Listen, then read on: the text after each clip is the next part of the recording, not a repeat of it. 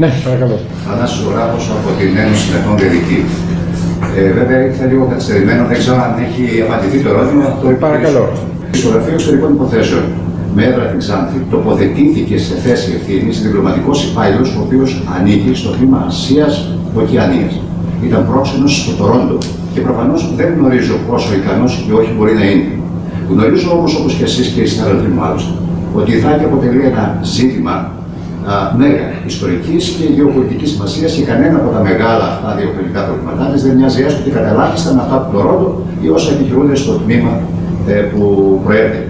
Ποια είναι η δική σας εκτίμηση αναφορικά με αυτό και με ποια κριτήρια διασφαλίζεται η ορθότητα με την οποία ο συγκεκριμένος διπλωματικός υπάλληλος θα διαχειριστεί τα όποια κρίσιμα εθνικά ζητήματα που άπτονται της ευθύνης του, μάλιστα σε περιοχή υψηλού κινδύνου. Αυτό είναι το ένα ερώτημα. Και έχω και τα δεύτερα. Ωραία.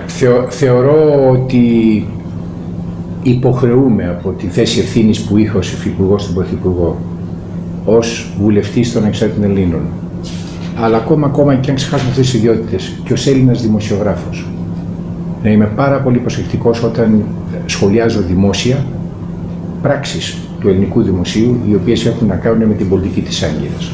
Άρα δεν θα κάνω κανένα σχόλιο, διότι δεν θέλω να δώσω καμία τροφή, είτε έτσι είτε αλλιώς, στους κατασκόπους της Άγκυρας, στους ανθρώπους της Άγκυρας, και αυτό που λέω ότι εγώ εμπιστεύομαι το ελληνικό κράτος.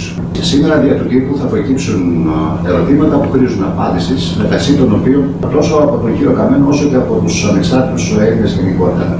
Αξιοποιώντας λοιπόν αυτή την ευκαιρία να συνομιλώ μαζί σας και επειδή έχω πληροφόρηση από την ίδια πηγή που προκάλεσε τη σημερινή δημοσίευση, θα ήθελα να σας ρωτήσω, επιχειρείτε με ΑΙ ή όχι στρατιωτικοποίηση της ΕΕΠ?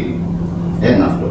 Δεύτερον, γνωρίζετε αν ο κύριος Καμένος έγινε αποδέκτης διαμαρτυρίας από υπαλλήλους της υπηρεσίας για τοποθετήσεις στρατιωτικών στην Κύπρο, χωρίς αντικείμενο μάλιστα, με τον χαρακτηρισμό ειδικότητας γενικών καθηκόντων. Και κλείνω, αν γνωρίζετε, είναι αλήθεια ότι στην Εθνική Υπηρεσία Πληροφοριών έχουμε φαινόμενα διορισμού μετέρων?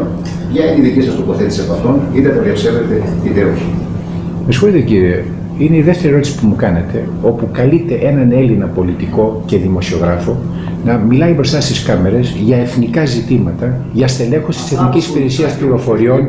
Δεν θα μπω εγώ σε αυτή την παλίδα των όποιων δημοσιευμάτων και των όποιων πληροφοριών. Θεωρώ τον εαυτό μου πάρα πολύ υπεύθυνο, κύριε, για να μπορώ μπροστά σε μια κάμερα που την παρακολουθεί και η τουρκική πλευρά, εγώ ή η βουλγαρική ή οποιαδήποτε άλλη πλευρά, εγώ να κάθομαι να μιλάω για τέτοιου είδους εθνικά ζητήματα. Λυπάμαι, αλλά δεν θα περίμενα ποτέ από έναν Έλληνα δημοσιογράφο να διατυπώνει τέτοιες ερωτήσεις σε έναν Έλληνα δημοσιογράφο και πολιτικό.